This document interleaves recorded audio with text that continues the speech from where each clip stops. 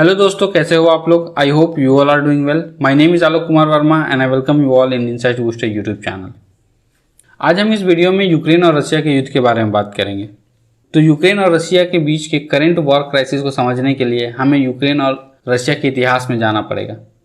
अगर हम इसे और भी अच्छे से समझना चाहते हैं तो हमें यूएसएसआर और यूएसए की हिस्ट्री पे जाना पड़ेगा, यानी हमें कोल्ड वॉर एरा को देखना पड़ेगा, क्योंकि यूक्रेन और रशिया के बीच के विवाद का जड़ बहुत पुराना है। 8 मई 1945 को वर्ल्ड वॉर II खत्म हो चुका था और विश्व दो बड़े ग्रुप्स में बंट गया था, जिस एरा को हम बाइपोलर वर्ल्ड का एरा भी कहते हैं। एक वेस्टर्न ग्रुप था जिसे अमेरिका लीड कर रहा था और एक ग्रुप था ईस्टर्न वर्ल्ड का जिसे यूएसएसआर लीड कर रहा था। तो वर्ल्ड बेसिकली दो पावर ग्रुप्स में बंट गया था, जो था यूएसए एंड यूएसएसआर। लेकिन वहीं इंडिया जैसे नए नए आज़ाद हुए देश दोनों ग्रुप से अलग थे। उन्होंने फैसला किया था कि वो दोनों में से किसी भी ग्रुप्स में शामिल नहीं होंगे और उन लोगों ने नाम यानी नॉन अलाइनमेंट मूवमेंट की स्थापना की और दुनिया में हो रहे पावर स्ट्रगल से दूर होकर अपने अपने देश के तरक्की में फोकस करने का डिसीजंस लिया। लेकिन यूएसए और यूएसएसआर के बीच ऐसा नहीं था। दोनों के बीच पावर स्ट्रगल चलता रहा। इन दोनों देशों के बीच कोई डायरेक्ट युद्ध नहीं हो रहा था जिसमें इनकी आर्मी इंगेज हो। ये बेसिकली विचारों का युद्ध था। एक तरफ यूएसए सारे कंट्री की आज़ादी को सपोर्ट करता था और चाहता था कि सारे देशों में डेमोक्रेसी एंड कैपिटलिस्ट इकोनॉमी लागू हो जाए। वहीं दूसरी तरफ यूएसएसआर सोशलिस्ट आइडियोलॉजी को प्रमोट करने में लगा हुआ था। चूंकि इस लड़ाई में डायरेक्ट मिलिट्री इन्वॉल्व नहीं थी, इसलिए हम इसे कोल्ड वॉर के नाम से भी जानते हैं। इस कोल्ड वॉर का अंत 1991 में यूएसएसआर के विघटन के साथ हुआ। 1991 में यूएसएसआर टूट चुका था और लगभग 15 पोस्ट यूएसएसआर कंट्रीज आज़ाद होकर एक सॉवरेन कंट्री के रूप में स्थापित हो चुके थे और यूएसएसआर का सक्सेसर यानी कि उत्तराधिकारी बना रशिया। तो 1991 में यूएसएसआर के टूटने के बाद जितने भी सारी देश आज़ाद होकर एक सॉवरेन कंट्री बन गई थी, उन सारे कंट्री में एक कंट्री था यूक्रेन। सो यूक्रेन भी एक पोस्ट सोवियत कंट्री रहा है। अब 1991 के बाद स्ट्रगल शुरू होता है यूक्रेन और रशिया के बीच। यूक्रेन ग्लोबल सिक्योरिटी ऑर्डर में एक महत्वपूर्ण भूमिका निभाते आया है। फरवरी 2022 में रशिया के आक्रमण करने के बाद यूरोपियन सिक्योरिटी में एक हिस्टोरिकल टर्निंग पॉइंट आ गया है। 1991 में यूक्रेन आज़ाद होने के बाद लगातार corruption scandals, economic mismanagement and Russian interference से परेशान रहा है। हाल के वर्षों में United State of America and Europe के साथ यूक्रेन के रिश्ते में सुधार होने के कारण रशिया थोड़ा परेशान हो गया है। इंडिपेंडेंस के लिए यूक्रेन ने एक रेफरेंडम कंडक्ट किया। लगभग 92% यूक्रेनियंस लोगों ने सपोर्ट किया इंडिपेंडेंस को। मतलब वो चाहते थे कि वो यूएसएसआर से अलग होकर एक इंडिपेंडेंट नेशन बने और साथ ही साथ वहाँ पे प्रेसिडेंट इलेक्शन हुआ और उन्होंने लियोनिद क्राउचुक को अपना राष्ट्रपति चुना। जो भी 15 पोस्ट यूएसएसआर कंट्री थे उसमें यूक्रेन का सेकेंड लार्जेस्ट पॉपुलेशन था एंड सेकेंड लार्जेस्ट इकोनॉमी था। 1994 में रशिया, यूक्रेन और अमेरिका के प्रेसिडेंट के बीच एक स्टेटमेंट साइन हुआ। इस एग्रीमेंट के अनुसार यूक्रेन को अपना सारा स्ट्रेटेजिक न्यूक्लियर वॉरहेड रशिया को ट्रांसफ़र कर देना था एंड सारा स्ट्रेटेजिक लॉन्चर को डिसमेंटल कर देना था। और इसके बदले रशिया एंड अमेरिका ने यूक्रेन से यह वादा किया कि कोई भी देश यूक्रेन के ऊपर अटैक नहीं करेगा एंड यूक्रेन को एक नॉन न्यूक्लियर स्टेट के रूप में नॉन प्रोलिफरेशन ट्रीटी का मेंबर बना दिया जाएगा। 1994 में नाटो ने यूक्रेन को अपने पीस पार्टनरशिप में शामिल किया। ये पीस पार्टनरशिप नेटो मेंबर के लिए एंड पोस्ट सोवियत स्टेट्स के लिए था। इस पार्टनरशिप में यूक्रेन एंड हंगरी ने 5वें और 6ठे मेंबर के रूप में ज्वाइन किया। रशिया भी इस पीस पार्टनरशिप का मेंबर रहा था और 2014 तक रशिया भी बहुत सारे ज्वाइंट मिलिट्री एक्सरसाइज में शामिल होता आया है। लेकिन 2014 में रशिया ने क्रीमिया को ऑक्युपाई कर लिया, जिसके बाद नाटो ने उसे सस्पेंड कर दिया। Budapest memorandum. 1994 में यूक्रेन को नॉन प्रोलिफरेशन ट्रीटी का मेंबर बनाने के बाद Budapest memorandum on security conduct कराया गया। Budapest memorandum on security assurance sign किया गया Russia, Ukraine, United States and United Kingdom के बीच में। और इस Budapest memorandum on security assurance में रशिया, यूके एंड यूएसए ने यह कमिटमेंट किया कि यूक्रेन की सॉवरेनिटी को, उसके टेरिटोरियल इंटीग्रिटी को और उसके इंडिपेंडेंस को किसी भी प्रकार का कोई खतरा नहीं होगा और उसके खिलाफ कोई भी देश अपना फोर्स इस्तेमाल नहीं करेगा। और अभी की करंट सिनारियो से ये पता चल रहा है कि धमकी तो बहुत छोटी सी बात है, रशिया ने तो सीधे अटैक ही कर दिया है। 2004 में यूक्रेन में एक प्रेसिडेंशियल इलेक्शन कंडक्ट कराया गया जिसमें 2 उम्मीदवार थे। एक था युशचेंको जिसे वेस्ट सपोर्ट कर रहा था और एक था विक्टर यानुकोविच जिसे रशिया सपोर्ट कर रहा था। इस इलेक्शन में विक्टर यानुकोविच धोखे से जीत जाता है क्योंकि युशचेंको को किसी ने एक डायोस्किन नामक ड्रग से इन्फेक्ट कर दिया था। इस ड्रग से वो मरते मरते बचा, लेकिन उसका चेहरा बहुत ज़्यादा ख़राब हो गया था। सो जब लोगों को इन सब बातों का पता चला तो लोग प्रोटेस्ट करने लगे और वो उस प्रोटेस्ट का कलर चुना गया ऑरेंज। और वो ऑरेंज कलर इसलिए चुना गया था क्योंकि युशचेंको जो कैंपेन में अपना कलर अडॉप्ट किए थे वो कलर था ऑरेंज। तो इसीलिए लोगों ने युशचेंको का जो कैंपेन कलर था उसे चुना अपने प्रोटेस्ट के लिए और फिर से रिवोटिंग शुरू किया, जिसमें युशचेंको जीत गया। यानी वेस्टर्न कंट्रीज जिसे सपोर्ट कर रहे थे वो यूक्रेन का प्रेसिडेंट बनता है 2004 में। 2014 में रसिया ने क्रीमिया को सीज कर लिया, जो कि यूक्रेन का पार्ट था। क्रीमिया में रहने वाले अधिकतर लोग रशियन इथनिसिटी से बिलोंग करते थे। रसिया ने क्रीमिया को सीज करने के बाद तुरंत ही एक रेफरेंडम कंडक्ट कराया, जिस रेफरेंडम में क्रीमिया के लोगों ने क्रीमिया को रसिया का पार्ट बनाने के सपोर्ट में वोट किया। रसिया ने क्रीमिया को सीज करने के बाद यूक्रेन के डोनबास रीजन में पनप रहे आर्म सेपरेटिस्ट मूवमेंट को सपोर्ट करता है। Russian provokes an arm separatist movement to seize the government building across eastern Ukraine Donbas region. So Crimea के बाद रसिया ने डोनबास रीजन में जो भी आर्म सेपरेटिस्ट मूवमेंट थे उसको बढ़ावा दिया और उन लोगों को गवर्नमेंट बिल्डिंग को सीज करने के लिए प्रोवोक किया। डोनबास रीजन में बहुत ज़्यादा ब्लड शेड होने के बाद फर्स्ट मिन्स्क एग्रीमेंट साइन किया गया। इस एग्रीमेंट का मकसद था कि वॉर को जल्द से जल्द खत्म किया जाए। हालांकि इस वॉर का कुछ खास फायदा देखने को मिला नहीं। फिर से 1 साल के बाद सेकेंड मिन्स्क एग्रीमेंट साइन किया गया। French president Francois Hollande and German chancellor Angela Merkel के पहल से सेकेंड मिन्स्क एग्रीमेंट कराया गया। इस एग्रीमेंट का मकसद था कि तुरंत युद्ध को खत्म किया जाए और सीज फायर डिक्लेयर किया जाए।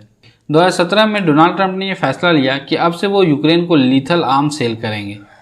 इससे पहले बराक ओबामा के एडमिनिस्ट्रेशन ने यूक्रेन को सिर्फ नॉन लीथल वेपन ही सेल करने का फैसला किया था, बट अब से डोनाल्ड ट्रंप ने 2017 में यह फैसला लिया कि अब से वो लीथल आर्म भी सेल करेंगे यूक्रेन को। 2019 में फिर से इलेक्शन होता है और इस इलेक्शन में 70% से ज़्यादा लोगों ने व्लादिमीर जेलेंस्की को अपना प्रेसिडेंट बनाया। व्लादिमीर जेलेंस्की बेसिकली यूक्रेन की कपिल शर्मा थे। Yes, you heard right, Zelensky एक टेलीविज़न कॉमेडियन थे। उन्होंने प्रेसिडेंट के पावर से रिलेटेड एक कॉमेडी शो बनाया था, जिसमें वो फिक्शनल तरीके से उस शो में लोगों के प्रॉब्लम को सॉल्व करते थे। लोगों को वो शो इतना पसंद आया कि सबने मिलकर जेलेंस्की को प्रेसिडेंट ही बना दिया।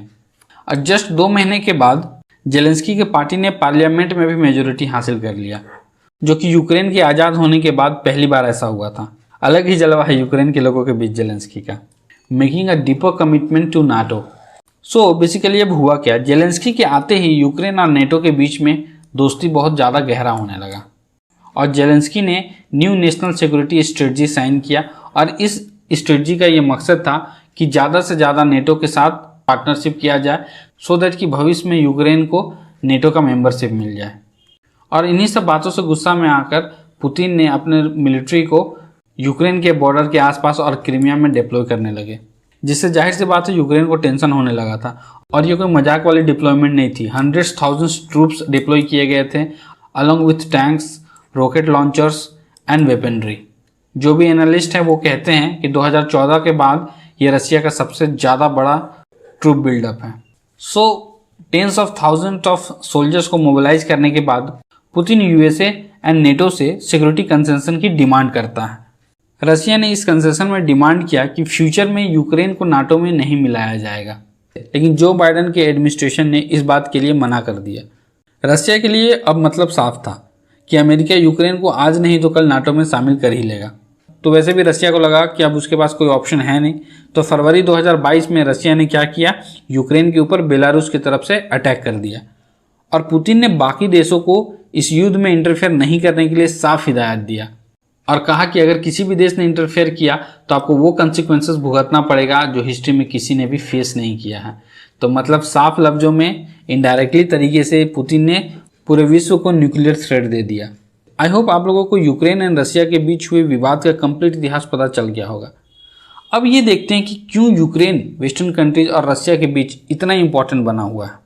वेल, कोल्ड वॉर के समय में यूक्रेन रसिया का बहुत बड़ा सपोर्ट सिस्टम रहा है और यूएसए का एक बहुत बड़ा चैलेंजेस रहा था। यूरोप के देशों में रसिया के बाद Ukraine second most populous country है एंड 15 सोवियत रिपब्लिक में सबसे ज़्यादा पावरफुल देश है। यूक्रेन में एग्रीकल्चर प्रोडक्शन भी बहुत अच्छा होता है। ऑब्वियसली इंडिया वहाँ से सनफ्लावर भी इंपोर्ट करता है एंड वहाँ वीट प्रोडक्शन भी बहुत ज़्यादा होता है। वहाँ डिफेंस इंडस्ट्री भी बहुत ज़्यादा फ्लोरिश कर रही है। वहाँ की मिलिट्री भी बहुत स्ट्रॉन्ग है। एंड वहाँ न्यूक्लियर आर्सेनल भी था जो कि बाद में रसिया को हैंडओवर कर दिया गया था। आप लोगों को पता ही है कि रसिया ने क्रीमिया को 2014 में एनेक्स कर लिया था और इसके बाद डोनबास में ये हो रहे आर्म सेपरेटिस्ट मूवमेंट को रसिया ने बढ़ावा दिया और इस कारण से यूक्रेन एक ब्लडीएस्ट बैटल ग्राउंड बन गया था। इस आर्म सेपरेटिस्ट मूवमेंट में 2014 से लेके 21 के बीच अराउंड 14,000 लोगों की जान गई है। यूक्रेन का टोटल पॉपुलेशन 44 मिलियन है, यानी कि 4.5 करोड़ के आसपास। तो ऑब्वियसली यहाँ का आबादी बहुत कम है। मैंने बताया है आपको कि 14,000 लोगों की मौत हो गई है 2014 से 2021 के बीच में, ये डोनबास रीजन में जो भी आर्म सेपरेटिस्ट मूवमेंट हो रही थी उसके कारण। और ये ब्लडीएस्ट मूवमेंट 1990s में हुए बाल्कन वॉर्स के बाद सबसे बड़ा ब्लडीएस्ट कॉन्फ्लिक्ट है। What are Russia's broad interest in Ukraine? Russia has deep cultural, economic and political bonds with Ukraine. अगर दोनों देशों के बीच का बॉन्ड देखा जाए तो एक एक करके देखते हैं। सबसे पहले फैमिली टाइज। तो रशिया और यूक्रेन के बीच में बहुत ही स्ट्रॉन्ग फैमिलियल बॉन्ड रहा है और ये फैमिलियल बॉन्ड इससे ही पता चलता है कि यूक्रेन की जो राजधानी कीव उसे Russian the mother of Russian cities के नाम से संबोधित करते हैं। अगर रशियन डायस्पोरा की बात करें तो अप्रोक्सीमेटली 8 मिलियन रशियन इथनिसिटी के लोग यूक्रेन में रहते आए हैं 2001 से, यानी कि टोटल 80 लाख लोग। और रशिया लगातार ये क्लेम करता आया है कि चूंकि बहुत सारे रशियन इथनिसिटी के लोग यूक्रेन में रहते हैं तो ये मॉस्को का ये मोरल ड्यूटी बनता है कि वो अपने रशियन इथनिसिटी के लोगों को प्रोटेक्ट करे। Super power image. वेल, जब से सोवियत यूनियन कोलैप्स हुआ है तब से बहुत सारे रशियन पॉलिटिशियन ये मानते आए हैं कि यूक्रेन का रशिया से अलग होना रशिया के सुपर पावर इमेज के लिए बहुत ही नुकसानदायक रहा है और इसलिए रशिया यूक्रेन को वेस्ट की तरफ किसी भी हाल में झुकने नहीं देना चाहता।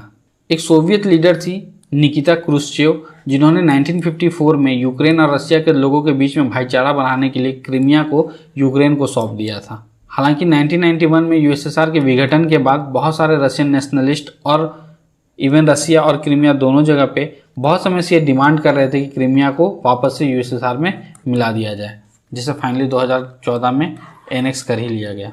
अगर ट्रेड की बात करें तो रसिया बहुत लंबे समय तक यूक्रेन का लार्जेस्ट ट्रेडिंग पार्टनर था, लेकिन अभी रिसेंट के सालों में ये इक्वेशन बदल गया है और चीन ने रसिया को सरपास कर दिया है। क्रीमिया को इन्वेड करने से पहले रसिया चाहता था कि यूक्रेन को यूरेशियन इकोनॉमिक यूनियन में शामिल कर लिया जाए। हालांकि वो अभी रेडी भी नहीं था। एक तरह से ये एक सिंगल मार्केट है जिसमें वो चाहता था कि यूक्रेन को शामिल कर लिया जाए। अभी फिलहाल में यूरेशियन इकोनॉमिक यूनियन में जो मेंबर हैं वो हैं Russia, Armenia, Belarus, Kazakhstan and Kyrgyzstan. ये चारों जो देश हैं ये पोस्ट सोवियत नेशन में से 4 हैं। अगर एनर्जी की बात करें तो रसिया अपने देश के नेचुरल गैस को यूरोप तक सप्लाई करने के लिए यूक्रेन पर डिपेंडेंट रहता था और इसके बदले रसिया यूक्रेन को billion of dollars transit fees के रूप में देता रहा है। रसिया अभी नॉर्ड स्ट्रीम 2 पाइपलाइन शुरू करने वाला था जिसका मकसद था कि रसिया अपने नेचुरल गैस को जर्मनी तक ट्रांसपोर्ट करे, बट बीच में रसिया ने यूक्रेन पे आक्रमण कर दिया जिसके बाद जर्मनी ने इसे फ्रीज कर दिया। तो वेल, रसिया का जब इतना ज़्यादा संबंध अच्छा है यूक्रेन के साथ, फिर रसिया ने आक्रमण क्यों किया और वो भी इतने बड़े स्केल में? वेल, बहुत सारे रशियन लीडर्स, इवन पुतिन ने भी यूएसए पे एंड नेटो पे ये इल्ज़ाम लगाया है कि वो कंटिन्यूसली जो भी उन लोगों ने 1990 से पहले जो भी प्लेस साइन किया था उसे कंटिन्यूस वॉलेट कर रहे हैं और यूक्रेन को नेटो के तरफ और वेस्ट के तरफ ज़्यादा झुकने के लिए बहका रहे हैं। 1990s में यूएसए एंड नेटो ने एक प्लेज लिया था कि वो नेटो का ईस्टर्न एक्सपेंशन नहीं करेंगे, लेकिन रसिया बार बार वेस्टर्न कंट्रीज को ये समझाते आया है कि यूक्रेन उसके लिए बहुत महत्वपूर्ण है और नेटो का ईस्टर्न एक्सपेंशन ना किया जाए और यूक्रेन को नेटो में जुड़ने के लिए ना बहकाया जाए। लेकिन यूएसए और बाकी वेस्टर्न कंट्रीज ने रसिया की इस नाराज़गी को नज़रअंदाज कर दिया, जिसका रिजल्ट हम रशियन इन्वेजन के रूप में देख ही सकते हैं। हम यहाँ पे नेटो का एक्सपेंशन देख सकते हैं। देखिए, ये सब जो देश है ये नेटो के ओरिजिनल मेंबर है, जो फाउंडिंग मेंबर है, लेकिन उसके बाद यहाँ पे ईस्टर्न एक्सपेंशन हो रहा है। ये सारा जो देश है वहाँ पे ये ईस्टर्न एक्सपेंशन कर रहा है। ये जो मैप है ये कोल्ड वॉर के समय में एक्सपेंड किया गया था इन कंट्रीज़ में। ये स्पेन है, लेकिन इन सब कंट्रीज़ को पोस्ट कोल्ड वॉर एक्सपेंशन किया गया, मतलब 1990s के बाद इधर ईस्टर्न एक्सपेंशन किया गया है नेटो का।